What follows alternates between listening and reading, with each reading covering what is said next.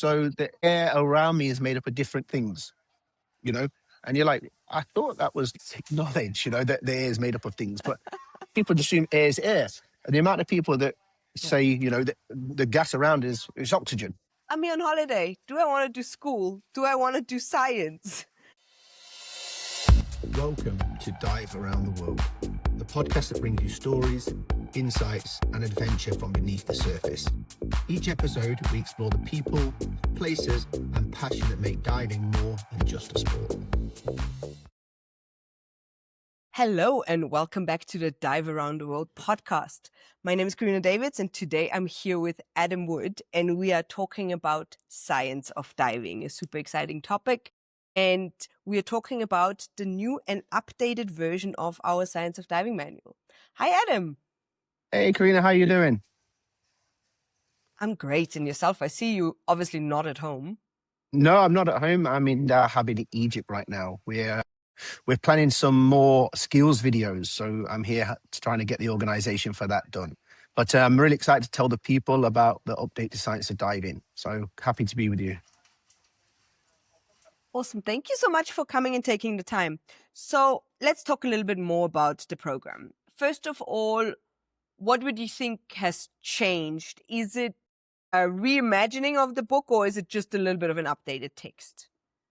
So it's a complete rewrite. Obviously, physics and physiology don't really change, but we've learned a little bit more about how we want to deliver the content since our previous version. So we've structured it into more easy to digest lessons. We've used better language, explanations, and tied it to real world diving so that people can take some of the concepts and actually apply them to what they do. So it's much more modern learning style and a rewritten program. So it's not just a change to the text. We've rewritten it. So science of diving is a bit of a tricky topic, right? If a regular person who is a holiday diver comes in and thinks about science of diving, is this really something I want to take? Because I'm here on holiday. Do I want to do school? Do I want to do science? Why do you think this is a program for everyone? So obviously for, let's say 50% of the people, the word science is maybe a scary word, but it's really relevant to everything we do in diving. All of the decompression theory or how the equipment works is all science related. So having a deep understanding is a great idea. Now, because the way our training materials work, you don't need to be sitting on the beach during your holiday time studying a manual in detail. You can open Science of Diving and work through it over the course of a year, or kind of do it all in one go, do it with a center, with different centers. So because our model of teaching is really, really flexible, you can learn at your own pace. And so as these things become important to you, you can read about maybe that one section. You keep that Science of Diving manual open if you like. There's no need necessarily to close it off until you've covered all the topics as you need that information. So it can either progress with a diver, provide a lot of background knowledge, or for those people that are really interested in science, can be like a really deep look into the science of how we dive and how everything works around us. So what is this book really about? Is it only science, physics, biology, maths, or what would you say it is about? So we definitely tried to keep away from math. We know that that's a topic that people are a little bit not comfortable with, especially learning from a book. So there's, of course, physics, physiology, chemistry, biology. But then we also touch on things like practical dive planning. We look at the environment around us. So there's a big environmental aspect to it as well. So all of the things that you can think of as background academic knowledge to being a more rounded diver, they're the kind of things that are covered in Science of Diving. Some people, I think, call it like an encyclopedia, I've heard the word diving Bible thrown around. Good, yeah. Something maybe, like that. That's maybe a bit much, but... So is this mainly aimed for professionals or people who want to be instructors or instructor trainers? Or is this really a book for everyone? So it's a book for everybody. It definitely is. Of course, we use it as our foundational professional knowledge. So every pro must do it. Okay, that's what we want to create a dive master. They need to have that knowledge so that when a student asks a question to them, then they can answer in a detailed way. So pros need to do it. But divers, quite often have a quest or curiosity for learning and for knowledge. And so that science of diving is that reference material. If you were reading your open water and you said, you know what, that thing really interested me about how the ear works, and you want to know more, head to the Science of Diving manual. If you're saying, I'm interested in wave tides and currents, and you read the wave tides and currents manual, and then you say, okay, well, how is the gravitational effect more detail? Again, jump to Science of Diving. So we can use it as like a deep dive into something. And for other people, it's kind of like an introduction. So the first time you read it, you may understand the base concepts. And then the second time you maybe read it, you can get a deeper knowledge. So it's a book that's got various levels to it, depending on what you want to get out of it. Makes a lot of sense. The way I approach the Science of Diving book is, first of all, you read it once. Obviously, you need to kind of know what's happening, what's going on. And then you have it as this kind of knowledge database in your phone, because obviously we use our phones or our tablets to read. And then obviously you will not remember everything you read. I mean, if you're like No. me, of course, you will not remember everything you read in this book right at once. But you can always just refer back to it, which I really like. I just use it similar to what I would use my standards. Like if I need to answer some question about science, or if I'm not sure about something, I will jump back into the book and I will just find the topic and kind of refresh my memory about it.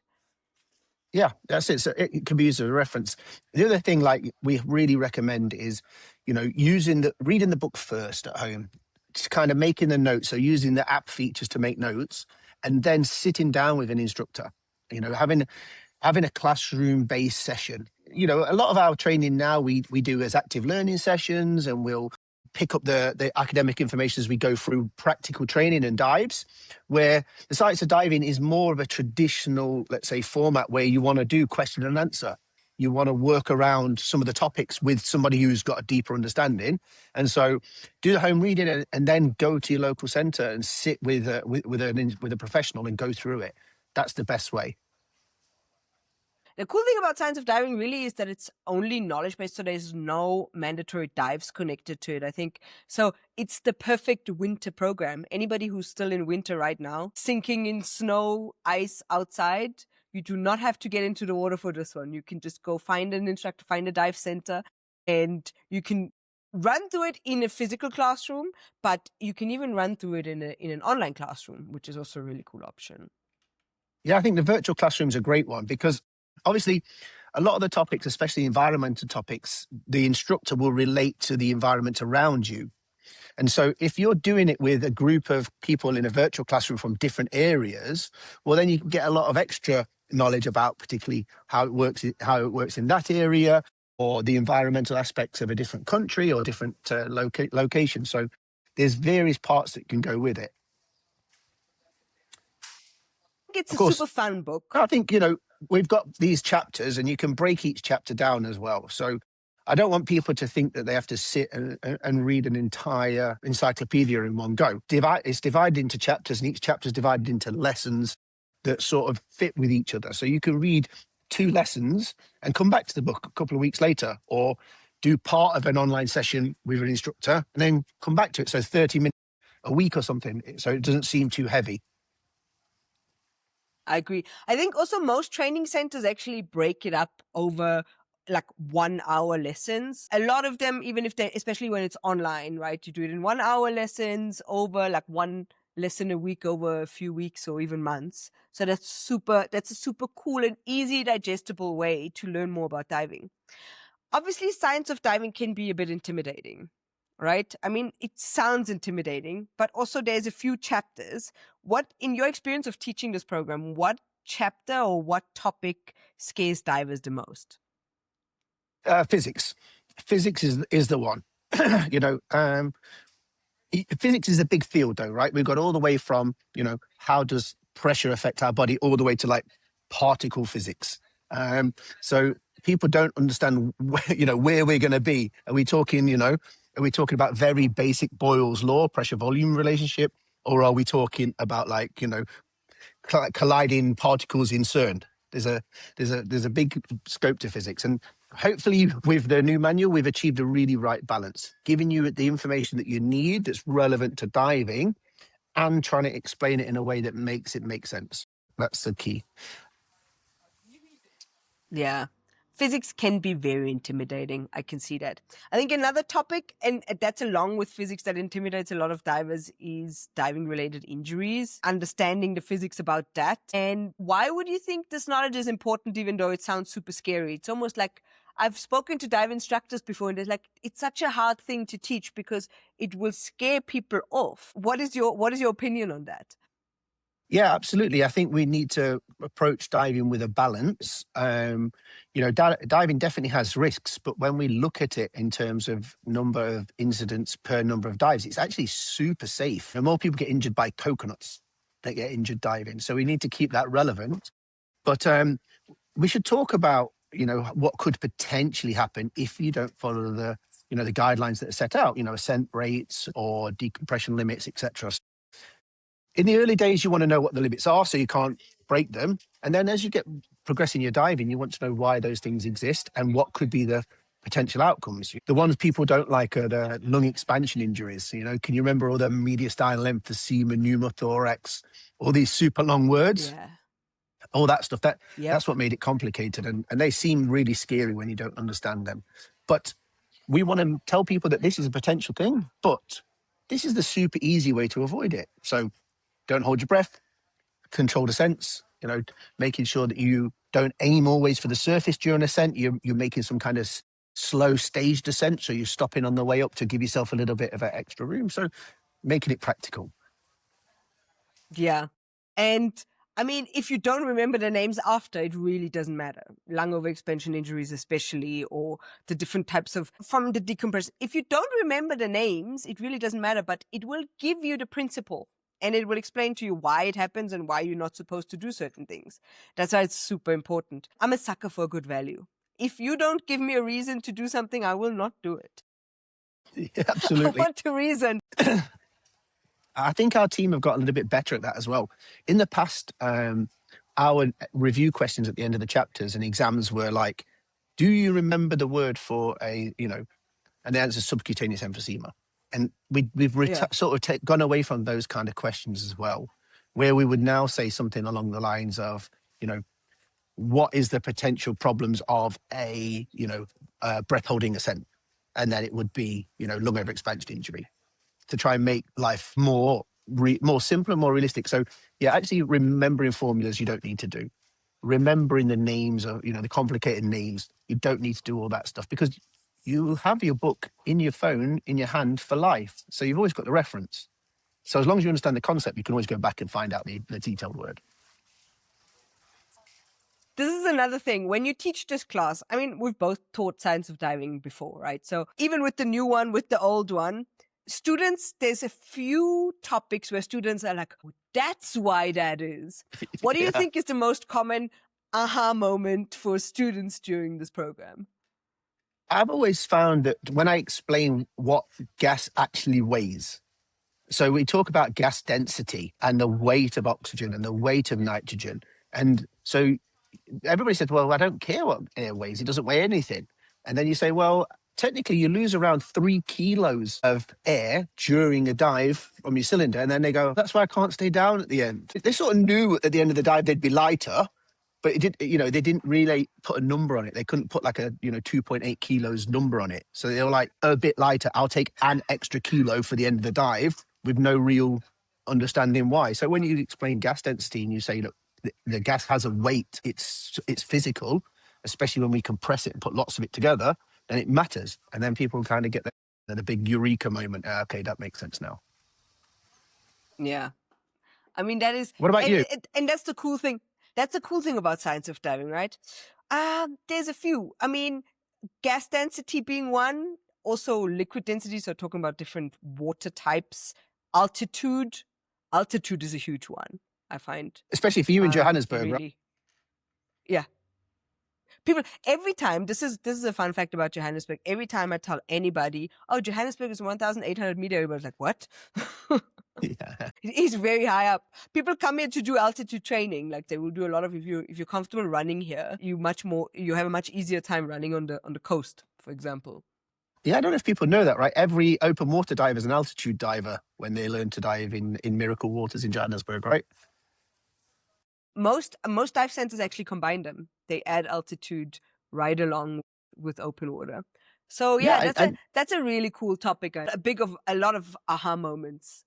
Also, a bit more equipment wise, so compression of wetsuits and things, which is treated in much more detail in science of diving than it is in open water, obviously. yeah, and it affects many Also, different other that one. programs, right? Like color change at depth then can affect the underwater photography guys. If we're thinking about like how um, the way that the first stages work, that affects then deep diving people. So you can kind of get a little bit of information that really affects all the other specialties that you might plan to do as well. And I like the equipment specific things also. That equipment is explained a little bit more in detail that I really enjoy. I like equipment. So, and there's a lot of divers who also like equipment and like to understand it, especially with a piece like a regulator. Understanding how a regulator functions just gives you a little bit more trust in what you're using, seeing, especially if you go on a deep dive, you know?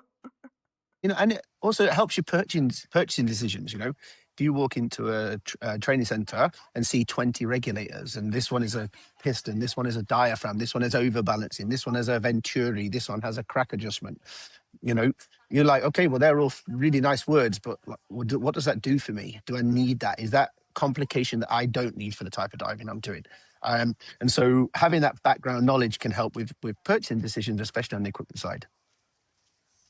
This actually brings me to another topic because this program, not just being for end consumer divers, it's also super important, obviously, for any professional, but also people that work in dive shops. So even if you just work as as an administrator in a dive center, this can be so helpful. It will also help you to give better sales advice and just to understand what you're talking about. Yeah. Selling something that you don't understand is so difficult. If you imagine, like, let's say we didn't have science to dive in, right? You'd pick up a bit of knowledge in your open water diver, then you pick up a little bit more knowledge in your advanced open water and your specialties, and then your dive guide. And so you'd pick this knowledge up over time. Yeah. And then you would ask questions and you would go on the internet and you'd get more and more data. So you would learn it. But if somebody wants to know about diving from the beginning, well, where do I go? And that's basically what science of diving can do for those people. They can say, I'm not planning on doing the entire career path. I need this information for my job, or I need this information early on so I can make decisions. Then science of diving can be used for that too. Present. Anyways, like we said, if ever you even think about becoming a professional in the future, far future, whenever, this is the program for you as well. Especially on those bored, cold nights in winter where you have nothing to do but Netflix. Do something Yeah, for yourself.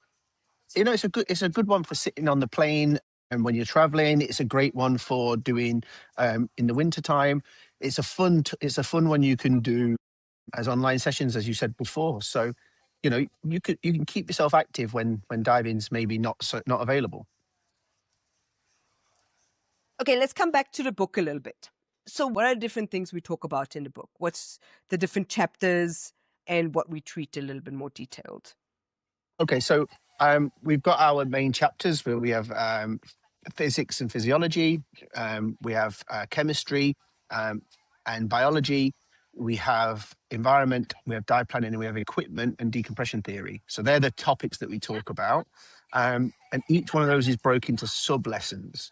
So we take one particular thing, maybe we're talking about oxygen, and we'll discuss both the types of toxicity with oxygen, and then we'll move into some of the details about signs and symptoms and prevention. So it sort of follows a logical sequence. Learn about what it is, learn about how it affects me, learn about how I avoid these potential things or how they need to be managed. And so you get a kind of picture as you go through the lessons. And you can read each individual lesson independently, go away, think about it, and come back and read the next, and they'll follow on. That's super cool. So now, the way you just described these lessons, it obviously sounds like school.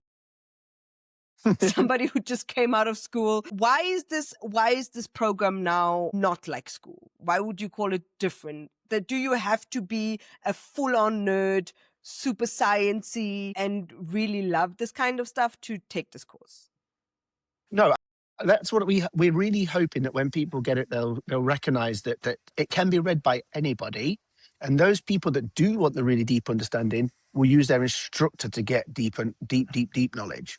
So we're able to use the materials to give like a really clear understanding of the topic, and then we can discuss and get more and more and more into detail. So yeah, it's balanced for everybody. It's one of those tasks that took a long time to reread and read again and check and have different people read and see how they saw it from their opinion to try and make it not super nerdy. That's super awesome.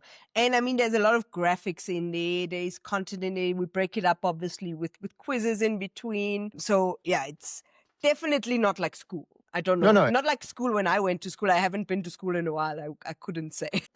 Yeah, no, obviously, we deal with educational topics. That's what we want to do as an agency and get people understanding more about their diving. But, that old sit down lecture format, that's gone now. We want to give people the information to read at home and then make it relevant to real world diving. And that's where it becomes, we take it out of the classroom, if you want to call it like that. And Andreas Wyss, our friend, he always said, bring the fishes into the classroom. That's his favorite saying. So make it relevant. Okay. I've got another interesting question for you. Having experience teaching this program, what is the funniest question or silliest question a student has ever asked you during this course? I don't like to, I'd say, any question silly, actually. Anybody can ask me any question, and it's all about perspective. With the information they had, that question definitely seemed relevant. Nobody asks stupid questions deliberately. But some of the funny things that come out from it are like, so the air around me is made up of different things, and you're like, I thought that was knowledge, that the air is made up of things, but people assume air is air. And the amount of people that say, that the gas around is oxygen because they know we breathe oxygen. So those are some of the things. So those are some of the misconceptions that people just sort of have grown up with. And when you start talking about them, most people would say that's obvious, but it's not necessarily obvious. What's obvious to one isn't always obvious to everybody else. Yeah. It's that typical thing when you talk to a non-diver, they will always call them oxygen tanks. Oxygen tanks, yeah. Or you carry your oxygen tank. No, it's not oxygen. Yeah. But read the first chapter. Thing you have when you talk to non. Read the first chapter, oxygen at the maximum depth. I personally had a lot of interesting discussion when it comes to more details of Boyle's law and how it affects your bowels if you have gas. Yeah, absolutely. Those are always press it down until you ascend. Discussions. Yes. So when you ascend, then another reason why you start floating towards the end of your dive, maybe. Could be, absolutely. Yeah. Okay. Just to come to an end, we already basically finished talking about this. Science of diving is, again, a super interesting topic, and it's made for everyone. So important to know, anybody who's already got the old Science of Diving certification, you will actually get an updated version of the book. So your book will reset to 0% read, and you can completely reread it for free. There's no cost involved. Obviously, your certification will not go away. So you will still keep your old certification. It doesn't affect your certification at all. But you can reread this entirely new book and get all of this new and cool information. Maybe learn something new. Some things have changed a little bit. We live in an environment that still gets updated every now and again. The exact composition of air has not changed, but like a few things of how we see physics and stuff, that does change on a regular basis still to this day. I think another interesting point, and you've made this a few times, is how XR is involved in finding out new things and new information in diving, right? Yeah. So I sort of, I've always kind of tried to see XR like the development arm of recreational diving. And we do something, for instance, the gas density thing we just talked about. that was super important in technical diving. It's why we used helium, and now that's becoming more of a factor in recreational diving. Some of the things we've learned about different equipment has now moved into recreational diving. DPVs, these were always a technical thing. Nitrox, this was always a technical thing that's then moved into recreational. So we develop these things and then we add them to our recreational training programs as people are ready for it and as it makes sense. We're much better at educating now, so topics can be a little bit more broad and we can go into detail on some things. We take that information from what we've learned as part of the XR space and put it into recreational diving. So yeah, I recommend everybody who has previously done the science of diving to go back and have a flick through some of the chapters that they may find interesting and have another read, because different ways of explaining may help your understanding, or some of the topics that were never covered before, because they physically existed, of course, but we didn't assume it was appropriate for that level at that time that manual was written. So it's a great way to keep yourself up to date and see if there's anything that's developed in the field. If you want to go further into the XR space or any space in diving, really, this is the program for you, because even when it's not made for free divers, but when I read the program, there is so much that also relates to topics in free diving. There's so much that relates, like you said, to topics in underwater photography and all of that. So this is really the program for everyone. Correct. Adam, as a last question, if somebody is on the fence about taking this program, what would you say? So from my side, I think would be a super interesting program no matter where you're sitting. So if you can get a basic understanding of any one of the questions that you don't have, if there's any question in diving, and it's probably answered in science of diving. So if you're sitting there with any doubt, anything where you said, okay, I read that in a previous manual, but don't really get it, this is the place where you'll find the answer. Yeah, knowledge is power. I think go ahead and have a go.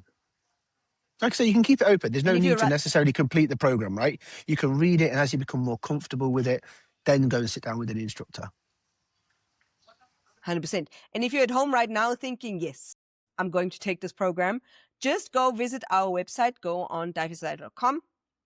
From there, you can either go find courses online directly through ScubaGo, or you can even purchase the manual on the website. So find a dive center or go either way. You do need a dive center to complete it, but to buy it, you do not need a dive center. So if you would just want to start in reading it, you can go on our website right now. So that's divessi.com. As for everybody listening, thank you so much for listening. If you have not yet subscribed to either, if you listen on YouTube, Spotify, or Apple Podcasts, subscribe to us and let us know how you enjoyed this podcast in the comments. And if you have any questions, we are obviously always available. You can ask them in the comments, we will answer. And if you need anything else, you can get in touch with us. Thank you so much for listening. Thank you, Adam, for joining. Thank you, Corinna. It was nice to speak with you today, and I'm really hoping people look forward to the program. I'm hoping we've obviously introduced this already to our pros. They'll have a deep understanding. So again, divers, head to your training centres, head to divesci.com, head to ScubaGo, get yourself involved in the science of diving. Super exciting. So we'll see you in the next one. The next one will be a fun one with Adam, Memo, and myself again. So we'll see you there. Bye. Bye.